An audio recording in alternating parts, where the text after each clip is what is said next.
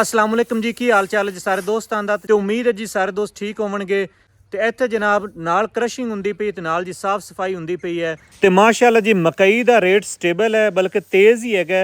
ਜਿਹੜਾ ਕਿ ਕਿਸਾਨ ਬੜਾ ਪਰੇਸ਼ਾਨ ਹੈਗੇ ਸਨ ਕਿ ਜੀ 1500 ਤੇ ਆ ਜਾਵੇਗਾ, 1600 ਤੇ ਆ ਜਾਵੇਗਾ।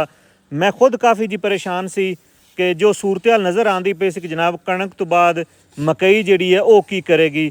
ਲੇਕਿਨ ਜੀ ਬੜਾ ਰੱਬ ਦਾ ਸ਼ੁਕਰ ਹੈ ਕਿ ਫਿਲਹਾਲ ਜਿਹੜਾ ਮਕਈ ਦਾ ਰੇਟ ਹੈ ਜੀ ਉਹ ਸਟੇਬਲ ਹੈਗਾ। 2200 ਤੋਂ ਲੈ ਕੇ ਜੀ 2450 ਤੱਕ ਜੀ ਰੇਟ ਜਿਹੜਾ ਜੀ ਉਹ ਮੰਡੀ ਦਾ ਚੱਲਦਾ ਪਿਆ ਹੈਗਾ ਮਕਈ ਦਾ।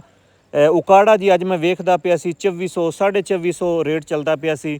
ਇਸੇ ਤਰ੍ਹਾਂ ਜੀ ਆਰਫ ਵਾਲਾ ਮੰਡੀ ਵਿੱਚ ਵੀ ਜੀ ਤਕਰੀਬਨ 2350 ਤੋਂ ਲੈ ਕੇ 2400 ਰੇਟ ਚੱਲਦਾ ਪਿਆ ਸੀ।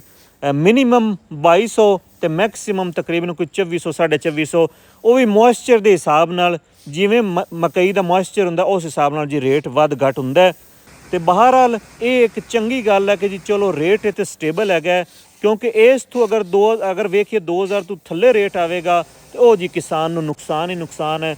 ਤੇ ਜੇਕਰ ਆਪਾਂ ਮਕਈ ਦੀ ਪੈਦਾਵਾਰ ਦੀ ਗੱਲ ਕਰੀਏ ਤਾਂ ਜਨਾਬ ਪਾਕਿਸਤਾਨ ਦਾ ਕਿਸਾਨ ਹਰ ਸਾਲ 10.18 ਮਿਲੀਅਨ ਟਨ ਜਿਹੜਾ ਜੀ ਉਹ ਮਕਈ ਪੈਦਾ ਕਰਦਾ ਹੈ। ਤੇ ਉਹਦੇ ਨਾਲ ਅਗਰ ਆਪਾਂ ਐਕਸਪੋਰਟ ਦੀ ਗੱਲ ਕਰੀਏ ਤਾਂ ਪਿਛਲੇ ਸਾਲ ਪਾਕਿਸਤਾਨ ਨੇ 1.42 ਮਿਲੀਅਨ ਟਨ ਜਿਹੜਾ ਜੀ ਉਹ ਦੂਜੇ ਮੁਲਕਾਂ ਨੂੰ ਮਕਈ ਐਕਸਪੋਰਟ ਕੀਤੀ ਸੀ। ਤੇ ਇਸ ਸਾਲ ਜੀ ਕੋਈ ਮਕਈ ਦੀ ਜਿਹੜੀ ਪੈਦਾਵਾਰ ਹੈ ਉਹ ਥੋੜੀ ਜਿਹੀ ਮੁਤਾਸਰ ਹੋਈ ਹੈ। ਸਿਰਫ ਜੀ ਜਿਹੜੇ ਹਾਈਬ੍ਰਿਡ ਬੀਜ ਜਿਹੜੇ ਜਾਲੀ ਕਿਸਾਨਾਂ ਨੂੰ ਮਿਲੇ ਨੇ, ਫਿਰ ਮੌਸਮ ਦੀ ਸੂਰਤ-ਹਾਲ, ਮੌਸਮੀਆਤੀ ਤਬਦੀਲੀ, ਜਿਹੜਾ ਜੀ ਜਾਲੀ ਬੀਜ ਮਿਲਣਾ, ਇਹ ਦੋਵੇਂ ਚੀਜ਼ਾਂ ਜੀ ਕਿਸਾਨ ਨੂੰ ਇਸ ਟਾਈਮ ਜੀ ਨੁਕਸਾਨ ਪਹੁੰਚਾਉਂਦੀਆਂ ਪਈਆਂ ਨੇ।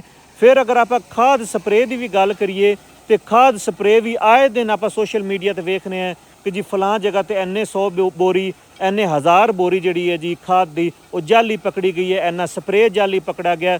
ਉਹਦੇ ਨਾਲ ਜੀ ਮੁਖਤਲਿਫ ਜਿਹੜੀਆਂ ਜ਼ਹਿਰਾਂ ਨੇ ਜਿਹੜੀਆਂ ਕਿ ਮੂੰਜੀ ਵਿੱਚ ਵੀ ਇਸਤੇਮਾਲ ਹੁੰਦੀਆਂ ਨੇ ਉਹ ਵੀ ਜਾਲੀ ਜਨਾਬ ਮਾਰਕੀਟ ਵਿੱਚ ਮੌਜੂਦ ਨੇ। ਤੇ ਮੇਰੇ ਖਿਆਲ ਵਿੱਚ ਇੱਕ ਪਾਲਿਸੀ ਦੀ ਜ਼ਰੂਰਤ ਹੈਗੀ ਹੈ, ਜਿਵੇਂ ਕਿ ਜੀ ਮੁਖਤਲਿਫ ਕੰਪਨੀਆਂ ਦੀ ਡੀਲਰਸ਼ਿਪ ਹੁੰਦੀ ਹੈ ਤੇ ਮੈਂ ਸਮਝਣਾ ਜੀ QR ਕੋਡ ਹੋਵੇ, ਪੂਰਾ ਜੀ ਇੱਕ ਸੀਰੀਅਲ ਨੰਬਰ ਹੋਵੇ ਕਿ ਤਾਂ ਕਿ ਕੋਈ ਵੀ ਕਿਸਾਨ ਉਹਨੂੰ ਸਕੈਨ ਕਰੇ ਤੇ ਜਦੋਂ ਸਕੈਨ ਕਰੇ ਤਾਂ ਉਹਨੂੰ ਪਤਾ ਚੱਲ ਜਾਵੇ ਕਿ ਇਹ ਜਿਹੜੀ ਪ੍ਰੋਡਕਟ ਮੈਂ ਖਰੀਦਦਾ ਪਿਆ ਇਹ ਅਸਲੀ ਹੈ ਜਾਂ ਨਕਲੀ ਹੈ। ਆਇਆ ਕਿ ਕੰਪਨੀ ਨੇ ਇਸ ਡੀਲਰ ਨੂੰ ਦਿੱਤੀ ਹੈ ਜਾਂ ਕਿਸੇ ਜਾਲਸਾਜ਼ ਦੀ ਬਣਾਈ ਹੋਈ ਦਵਾਈ ਜਾਂ ਖਾਦ ਸਪਰੇਅ ਹੈਗਾ। ਤੇ ਇਹਦੇ ਤੇ ਜੀ ਜ਼ਰੂਰਤ ਹੈਗੀ ਹੈ। ਮੈਂ ਹੈਰਾਨ ਹਾਂ ਕਿ ਇੰਨੇ ਕ੍ਰੈਕ ਡਾਊਨ ਹੁੰਦੇ ਨੇ, ਇੰਨੇ ਛਾਪੇ ਵੱਜਦੇ ਨੇ, ਇੰਨਾ ਕੈਮੀਕਲ ਪਕੜਿੰਦਾ, ਉਸ ਦੇ ਬਾਵਜੂਦ ਜਿਹੜਾ ਜੀ ਕਿਸਾਨ ਨੂੰ ਚੀਜ਼ ਮਿਲਦੀ ਹੈ ਉਹ ਅਲਟੀਮੇਟਲੀ ਕਿਸੇ ਨਾ ਕਿਸੇ ਜਗ੍ਹਾ ਤੇ ਕਿਸਾਨ ਜਿਹੜਾ ਜੀ ਧੋਖਾ ਖਾ ਜਾਂਦਾ। ਤੇ ਇਸ ਲਈ ਜੀ ਜਿਹੜੀ ਬਹਾਰੀਆ ਮਕਈ ਹੁੰਦੀ ਸੀ ਇਹਦਾ ਜੀ 140 ਮਣ 130 ਮਣ ਇਹ ਐਵਰੇਜ ਜਿਹੜੀ ਹੈ ਜੀ ਅਸੀਂ ਵੇਖਦੇ ਰਹੇ ਹਾਂ। ਲੇਕਿਨ ਇਸ ਦਫਾ ਜੀ ਕਈ ਕਿਸਾਨ ਹੋਣਗੇ ਜਿਨ੍ਹਾਂ ਦੀ 100 ਪਲੱਸ ਮਣ ਜਿਹੜੀ ਐਵਰੇਜ ਆਈ ਹੋਵੇਗੀ। ਲੇਕਿਨ ਅਗਰ ਤਹਿਸੀਲ ਦੀਪਾਲਪੁਰ ਵਿੱਚ ਵੇਖੀਏ, ਬਲਕਿ ਜ਼ਿਲ੍ਹਾ ਪਾਕਪਤਨ ਵਿੱਚ ਵੀ ਵਸੀ ਪੈਮਾਨੇ ਤੇ ਮਕਈ ਦੀ ਫਸਲ ਖਰਾਬ ਹੋਈ ਹੈ। ਤੇ ਉਹਦੀ ਵਜ੍ਹਾ ਤੋਂ ਜਨਾਬ ਅਗਰ ਹੁਣ ਕਿਸੇ ਦੀ ਕੋਈ 70-80 ਮਣ ਐਵਰੇਜ ਆਉਂਦੀ ਹੈ ਤੇ ਉਹ ਕਹਿੰਦਾ ਜੀ ਰੱਬ ਦਾ ਸ਼ੁਕਰ ਹੈ, ਵੀ ਸ਼ੁਕਰ ਹੈ ਕਿ ਚਲੋ ਮੇਰੀ ਇੰਨੀ ਐਵਰੇਜ ਆ ਗਈ। ਇਸ ਨੌਬਤ ਤੇ ਕਿਸਾਨ ਜਿਹੜਾ ਜੀ ਪਹੁੰਚ ਗਿਆ। ਤੇ ਲੋੜ ਇਸ ਗੱਲ ਦੀ ਹੈ ਕਿ ਜੀ ਸਾਡਾ ਜਿਹੜਾ ਮਹਿਕਮਾ ਜ਼ਰਾਅਤ ਹੈ ਉਹ ਕਮ ਅਜ਼ ਕਮ ਇੰਨਾ ਇਨਸ਼ੋਰ ਕਰੇ ਕਿ ਕਿਸਾਨ ਨੂੰ ਖਾਦ, ਬੀਜ, ਸਪਰੇਅ, ਕੈਮੀਕਲ ਜਿਹੜੇ ਨੇ ਜੀ, ਜ਼ਹਿਰਾਂ ਜਿਹੜੀਆਂ ਇਸਤੇਮਾਲ ਹੁੰਦੀਆਂ ਨੇ ਉਹ ਕਮ ਅਜ਼ ਕਮ ਜੀ ਅਸਲ ਮਿਲਣ। ਰੇਟ ਤੋਂ ਜੋ ਮਿਲਦਾ ਪਿਆ ਚਲੋ ਜੀ ਮੂੰਹ ਮੰਗਾ ਰੇਟ ਵੀ ਅਗਰ ਲੈਂਦੇ ਪਏ ਨੇ ਡੀਲਰ, ਕਮ ਅਜ਼ ਕਮ ਚੀਜ਼ ਤੇ ਅਸਲੀ ਦੇਵਣ। ਬਾਕੀ ਡੀਲਰਾਂ ਨੂੰ ਇਸ ਗੱਲ ਦਾ ਬੜਾ ਪਤਾ ਹੁੰਦਾ ਕਿ ਜਿਹੜੀ ਪ੍ਰੋਡਕਟ ਉਹਨਾਂ ਕੋਲ ਆਉਂਦੀ ਪਈ, ਜਿਹੜੀ ਕਿ ਉਹ ਪ੍ਰੋਡਕਟ ਕਿਸਾਨ ਨੂੰ ਅੱਗੇ ਦਿੰਦੇ ਪਏ ਨੇ ਉਹ ਅਸਲੀ ਹੈ ਜਾਂ ਨਕਲੀ ਹੈ, ਉਹਦਾ ਬੈਕਗਰਾਊਂਡ ਕੀ ਹੈ ਜੀ, ਉਹ ਬਾਖੂਬੀ ਇਸ ਗੱਲ ਤੋਂ ਵਾਕਿਫ ਹੁੰਦੇ ਨੇ। ਜਨਾਬ ਦੂਸਰੀ ਟਰਾਲੀ ਜਦੋਂ ਲਵਣ ਗਏ ਨੇ ਤੇ ਮੈਂ ਬੇਲੀ ਨੂੰ ਕਿਹਾ ਕਿ ਜਨਾਬ ਟਰੈਕਟਰ ਨੂੰ ਸ਼ੈਲਰ ਨੂੰ ਲਾ ਤੇ ਤੁਸੀਂ ਸਾਈਡ ਤੇ ਕਿਉਂ ਖੜਾ ਕੀਤਾ? ਉਹਨਾਂ ਜਨਾਬ ਧੱਕੇ ਤੇ ਹੈ ਤੇ ਹੁਣ ਜਨਾਬ ਉੱਚੀ ਥਾਂ ਤੇ ਖੜਾ ਧੱਕਾ ਲਾਵਣਗੇ, ਸਟਾਰਟ ਹੋਵੇਗਾ ਤੇ ਜਨਾਬ ਸ਼ੈਲਰ ਦੁਬਾਰਾ ਚੱਲੇਗਾ। ਤੇ ਲਾਓ ਜੀ ਧੱਕਾ ਟੀਮ ਆ ਜਾਵੇ ਜੀ, ਧੱਕਾ ਲਾਓ ਜੀ ਧੱਕਾ। ਤੇ ਇਹ ਜਨਾਬ ਹੈ ਧੱਕਾ ਪ੍ਰੋਗਰਾਮ ਟੀਮ।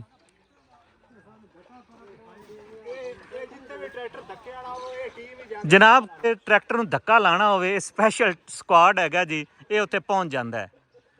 1 2 3 ਕਰੋ ਜੀ। Very good very good very good, ਹੋ ਗਿਆ ਜੀ ਹੋ ਗਿਆ।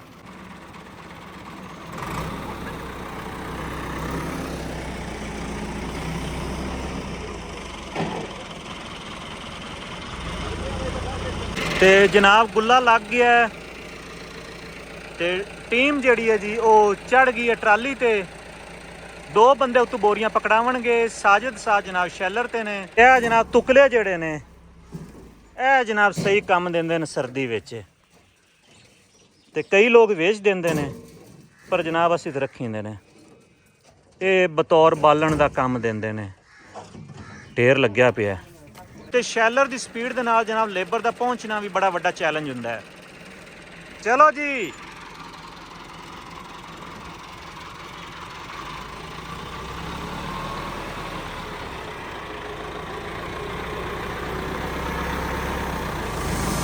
ਚੱਲ।